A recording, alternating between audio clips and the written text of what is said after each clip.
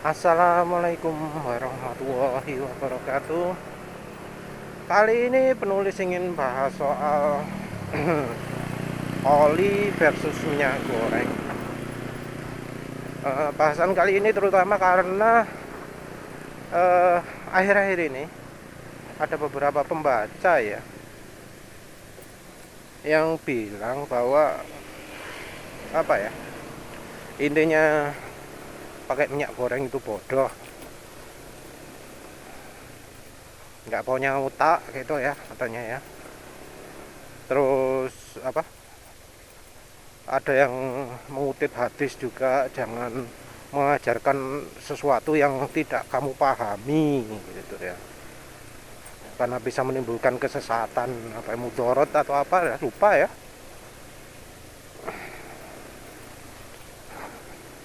Terus ada juga yang mencontohkan eh, cerita-cerita serem ketika pakai minyak goreng. Apa nggak tahu kalau minyak goreng panas dicampurkan dituangkan ke karet, gimana efeknya.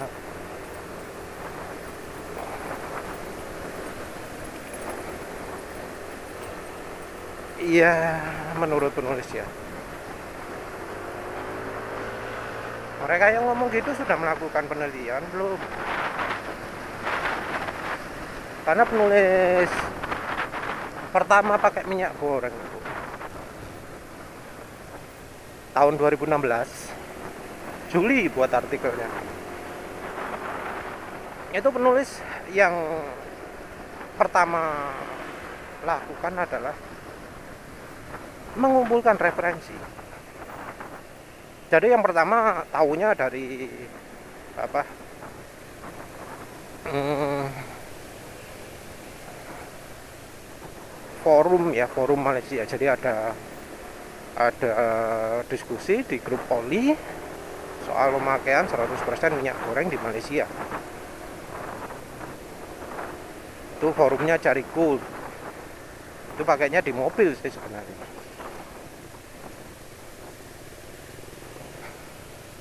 Waktu itu oh menarik ya, ada juga yang berani pakai 100% minyak goreng.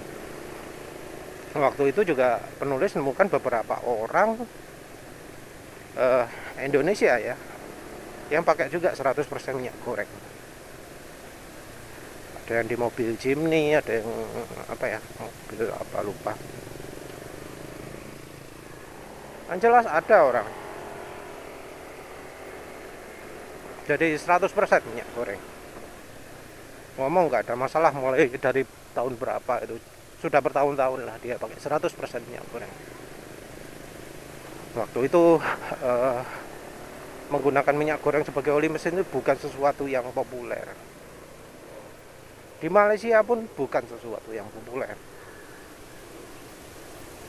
Yang membuat penulis tertarik untuk eh, menggunakan minyak goreng sebagai aditif ya. Soalnya penulis masih apa ya, merasa butuh dengan adanya aditif di oli mesin. Bukan dari testimoni-testimoni itu, bukan. Jadi yang bikin penulis pingin pakai, saat itu nggak ada loh ya yang menggunakan minyak goreng sebagai aditif ya, nggak ada. Siapa orang itu antara pakai 100% minyak goreng atau nggak pakai sama sekali.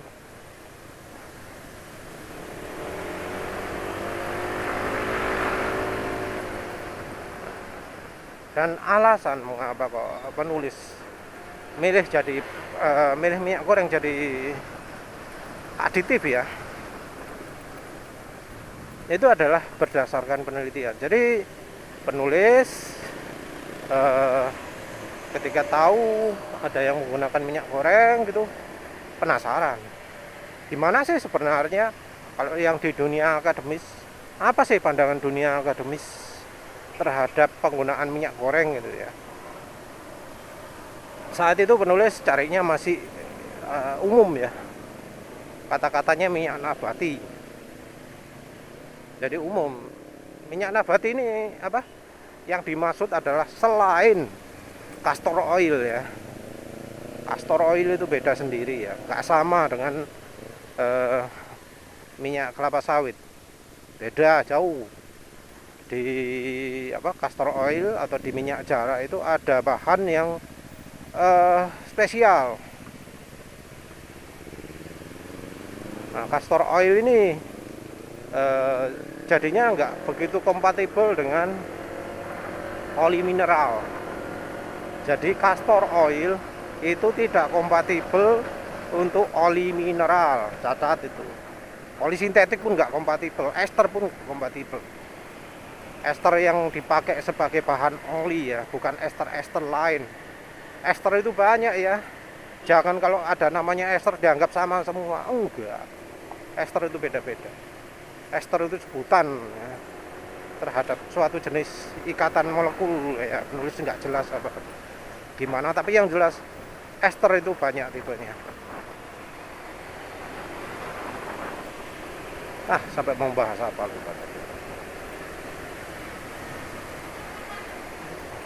Castor oil ya, itu nggak cocok untuk dipergunakan di bahan bakar bensin atau petroleum atau apa gitu.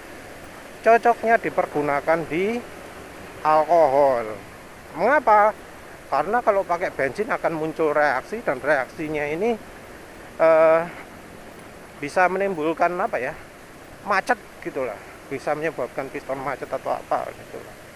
Lupa penulis, yang jelas ya, yang sering disebut sebagai kelemahan dari ester di grup-grup oli itu ya castor oil itu, bukan ester-ester yang lain,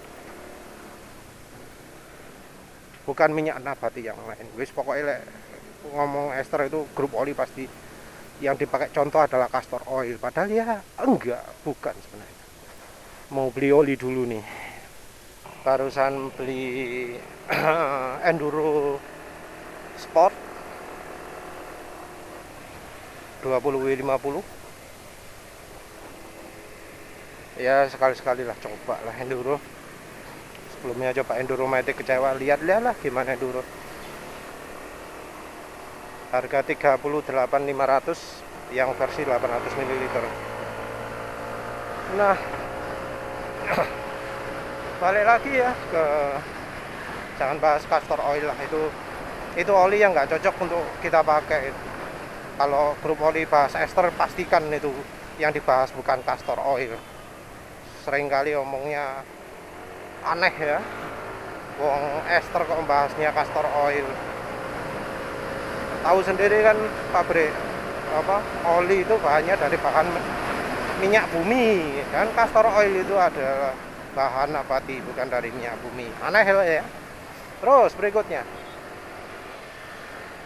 dari penelitian minyak bumi ini ternyata positif.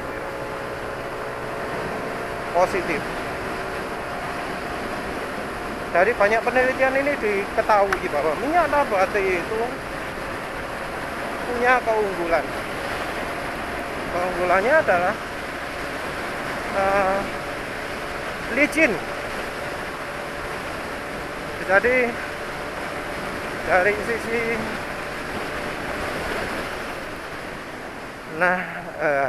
mau ngomong sebentar, maskernya nggak enak. Ini tadi bisa 111 ya. Biasanya kan penulis mengeluh mesinnya nggak api, mesinnya masih belum normal karena kena kutukannya itu sales advance ultra scooter. Nah, rupanya pakai Pertamax, nambahi Pertamax kira 20.000 bisa membuat performa agak kembali ya. Ini sebelumnya penulis pakai premium, pakai sel super, terus habis itu pakai Pertamax turbo, nggak ada efeknya walau sudah ngisi 3 kali 20.000. Terus sekarang ini ngisi Pertamax sekali 20.000 top speed, balik lagi. Iya, ternyata butuh Pertamax untuk bisa keluar tenaganya ini NMAX. Pertamax turbo itu nggak cocok ya. Kembali lagi ke bahan. Dari penelitian minyak goreng ini, minyak nabati,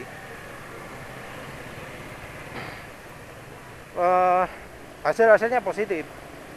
Kalau nggak percaya ya silakan cari sendiri, penulis nggak butuh waktu banyak ya dalam mencari ini. Minyak nabati, es engine oil, es engine lubrikan, es apa ya, apalagi, oh ya, pakai kata-kata lubricity, pakai kata-kata apa, kinematic viscosity, pakai kata-kata apa namanya, Porbal test atau ASTM berapa sih tes 4 bola itu. Nah, banyak ternyata penelitiannya. Dan yang paling penulis terkesan itu adalah penelitian yang ngomong bahwa stearic acid dan oleic acid itu adalah friction modifier masa depan. Jadi friction modifier itu ada yang ketika logam dengan logam sudah bergesekan, dan friction modifier satunya adalah ketika apa? Ketika logam masih belum bersentuhan, dan tujuan dari friction modifier ini adalah mencegah bertemunya logam dengan logam. Stearic acid dan oleic acid itu berguna untuk mencegah bertemunya logam dengan logam. Jadi ada uji itu ya, uji gesek. Jadi gesekan itu bisa berkurang ekstrim. Jadi nilai gesekannya bisa berkurang separuh atau lebih gitu ya, ketika ditambahi oleic acid atau stearic acid. Konsentrasi yang dibutuhkan juga beda-beda. Stearic acid cuma butuh seperberapa gitu loh, 1/1000 atau 10.000 biar licin. Yang oleic acid butuh lebih banyak, 1/1000 atau berapa, pokoknya 10 kali lipatnya stearic acid. Dan kebetulan penulis lihat kandungan dari minyak goreng itu ada 5% stearic acid, ada berapa? 40, 42 sampai 45 lah oleic acid. Nah, lihat hal gitu penulis sangat tertarik ini. Stearic acid dan oleic acid itu ternyata ada di minyak goreng. Wah, cocok dong jadi aditif. Penulis kalkulasi, ya nggak butuh banyak lah, 2% atau gimana lah. Ya wes, penulis pakai konsentrasi sebanyak 5% dulu. Wah, mantep, mantep banget. Suara mesin langsung halus. Penulis waktu itu pakai di Suzuki Spin ya. Sering coba-coba oli pakai minyak goreng, wah halus ya, beda dengan oli-oli yang aneh-aneh itu ya. Terus habis itu penulis pakai 10%, waduh makin halus juga. Ya wes, penulis pun berhenti setelah 10%. Pas pakai gini, nemu ternyata bahwa rasio ideal dari penelitian itu menyebutkan bahwa kalau mau paling licin itu 20% minyak nabatinya ya. Kebanyakan minyak nabati penelitiannya. Terus ada juga yang meneliti minyak goreng juga sama, pakai minyak kelapa sawit ya, palm oil. Itu sama ternyata, 20% juga. Ya wis, berarti 20% ideal. Dalam penelitian dalam percobaan dan mengumpulkan terus ya bahan sumber-sumber penelitian itu,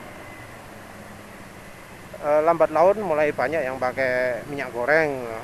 Testimoninya puluhan ya, banyak.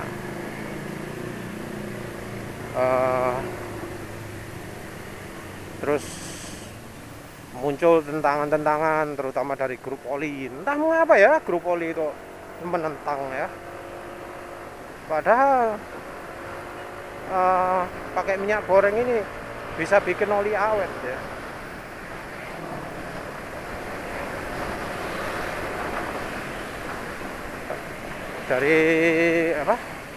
Dari penelitian juga Iya, banyak yang mendukung kok. Ketemu bahwa sebenarnya masalahnya terutama ada dua. Masalahnya adalah oksidasi, kemudian berikutnya adalah eh, apa namanya, eh, pembekuan titik bekunya. Jadi minyak goreng itu lebih mudah beku daripada oli mesin. Itu fakta.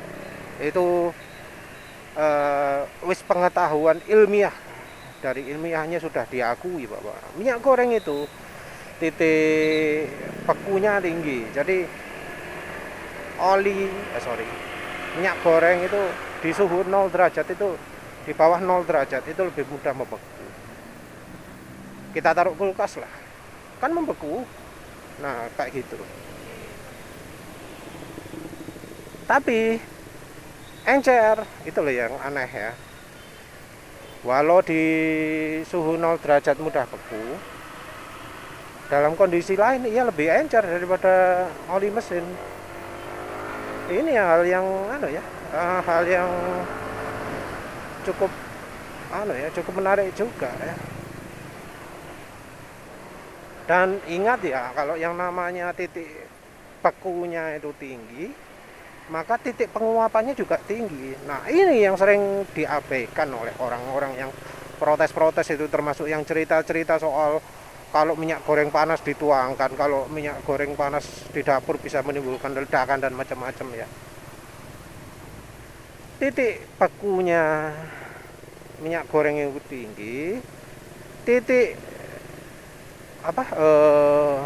penguapannya apa sih, smoke pointnya, terus titik pembakarannya, flash pointnya, terus titik didihnya, boiling point itu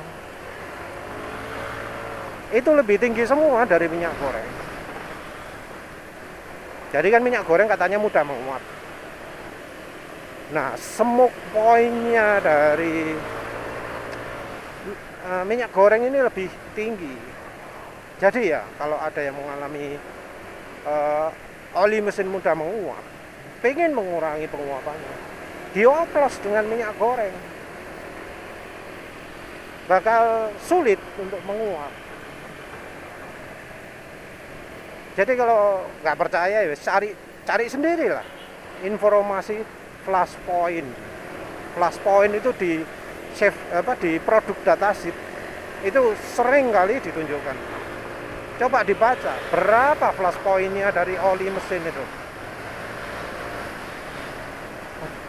Coba lihat sendiri berapa flash pointnya dari oli-oli yang sekarang ini kita pakai, yang pemirsa pakai. Rendah loh, dari 215 sampai 260 paling tinggi ya, entahlah ya. Pokoknya nggak tinggi-tinggi amat. Jadi flash pointnya oli itu rendah suhunya. Padahal tahu sendiri, suhu mesin itu pembakaran yang ideal, suhu busi yang ideal itu antara 400 sampai 600 derajat Celcius.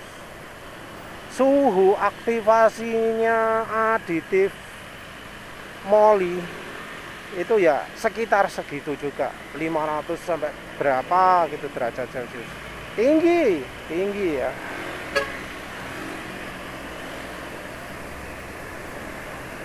Tinggi. Itu realitanya. Jadi suhu mesin ya panas ya, 400 sampai 600, terus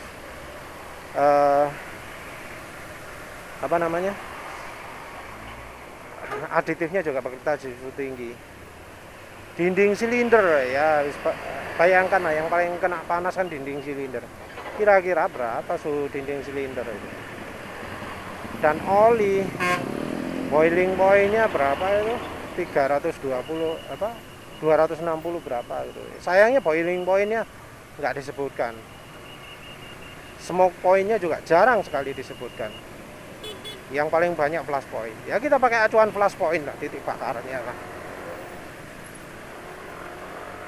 Plus poinnya adalah sekitar 215 pun ada, 215 ada ya. Penulis kan mengumpulkan datasheetnya, produk datasheet. Yang 215 derajat pun ada. Celcius ya. Nah, yang minyak goreng berapa? 314 ada yang gitu, ada yang berapa?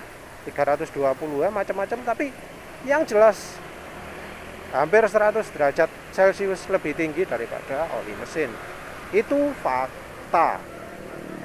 Jadi faktanya memang minyak goreng itu lebih mudah teroksidasi. Memang apa? Di suhu rendah dia gampang beku, di suhu 0 derajat dia gampang beku. Tapi dia minyak goreng ini punya titik didih yang lebih tinggi. Terus punya apa? Boiling point, flash point juga lebih tinggi. Ya normalnya kayak gitulah, lazimnya kayak gitu. Karena yang namanya flash point lebih tinggi ya otomatis smoke dan boiling pointnya lebih tinggi. Justru ketika pakai minyak goreng itu dia lebih bebas daripada apa namanya uap-uap penguapan gitu. Mungkin ada yang ngomong kalau oli sintetik apa bisa lebih tinggi suhunya. Sayang ya, namanya Shell Advance Ultra itu masih nggak nemu ya PDS-nya ya. Oli terkenal tapi kalau PDS yang lengkap ya. Aneh ya. Gitu dianggap terkenal ya, nggak tahu lah. Itu coba lihat flash point-nya berapa. Wes pakai Shell Rimula itu lebih banyak itu.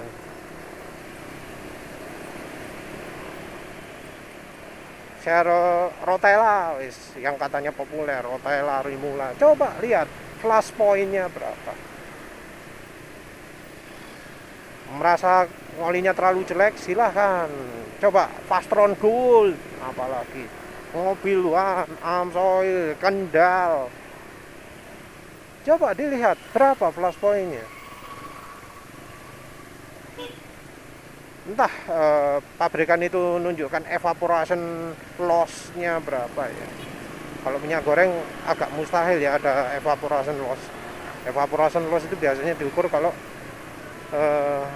mau untuk standar API ya.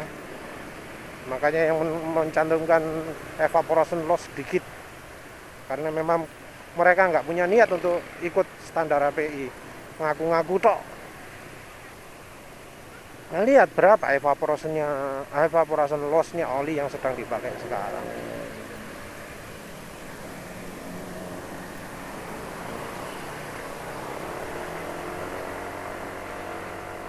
Jadi ya sebelum menjelek-jelekkan minyak goreng, periksa dulu lah. Apa benar oli mesin itu bagus?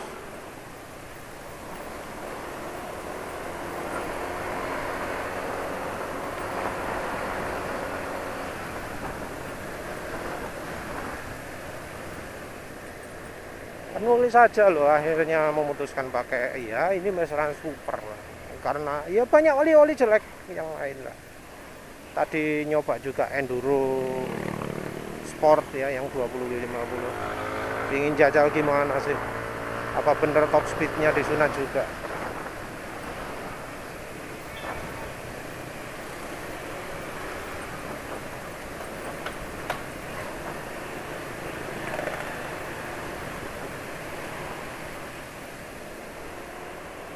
Iya, gini lah ya.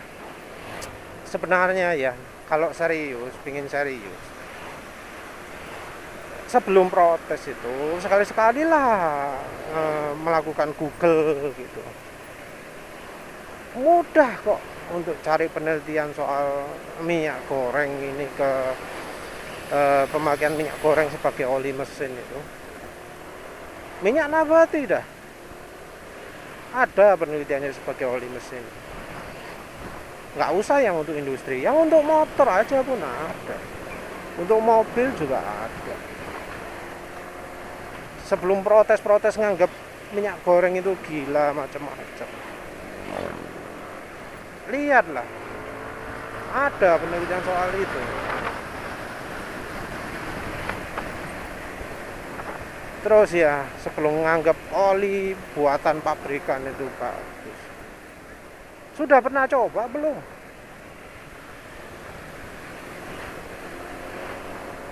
Terus ya susah juga ya kalau orang nggak bisa bedakan antara suara mesinnya halus dengan yang kasar ya. Soalnya ada ya yang orang suara mesinnya asak-asak, wah suara mesinku halus gitu ya. Ya kayak jangankan orang biasa, namanya blogger profesional penghasilan puluhan juta dari ngeblog dan ngevlognya, ada kok yang nggak bisa bedakan getaran mesin. Pertama NMAX keluar, wah mesinnya halus. Begitu PCX keluar yang 160, NMAX itu mesinnya kasar, bergetar. Getaran terasa di kaki sama tangan. Apa maksudnya? Standar pindah-pindah gitu.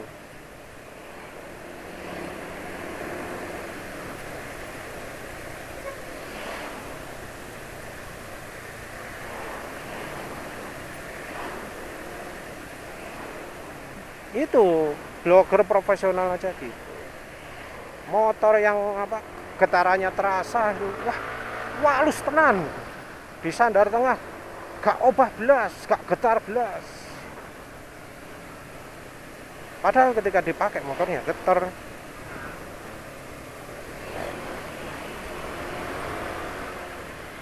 Jadi ya gimana ya, ya kalau misalnya nggak ada yang nggak bisa membedakan antara suara mesin dan halus, nggak bisa membedakan getaran mesin yang kasar dan halus, terpaksa harus maklum ya. Karena loh ya, banyak kok cerita orang oli mesinnya habis nggak sadar itu. Oh banyak.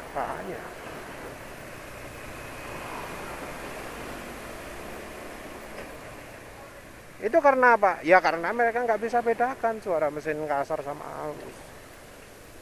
Sebenarnya sih bukan nggak bisa bedakan, tapi nggak mau bedakan. Cuek, nggak peduli. Masih motor, suaranya motor kasar, halus, dianggap normal. Soalnya ya kayak gitu itu. Kalau misalnya mereka tanya ke bengkel, Mas itu kok suaranya kasar? Oh wis kayak kabeh kok ini Mas. Sak donya yo ngene kabeh lek jenenge motor iku. Mesti suaranya kasar. Mesti sini geter. Ya kayak gitulah. Diajari oleh mekanik bengkel resmi kayak gitu. Jadi orang-orang jadi lebih nggak peka.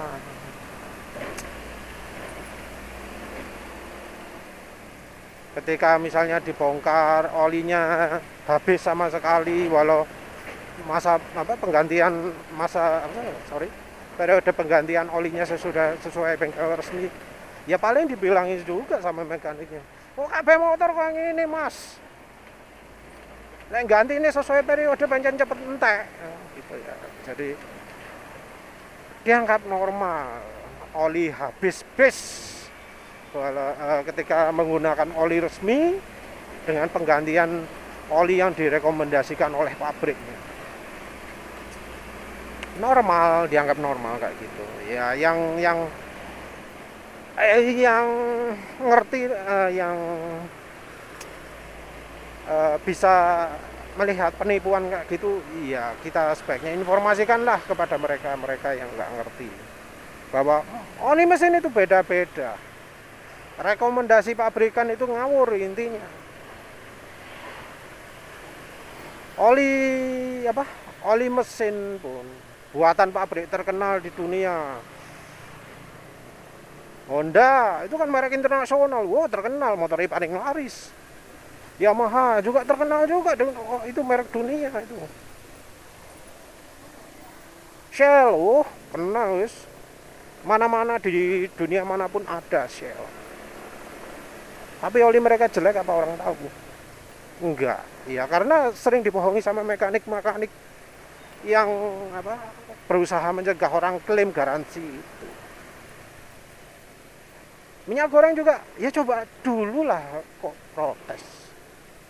Lihat penelitiannya ada kok protes. Ya wes lah gitu aja. Terima kasih sudah menonton. Assalamualaikum warahmatullahi wabarakatuh.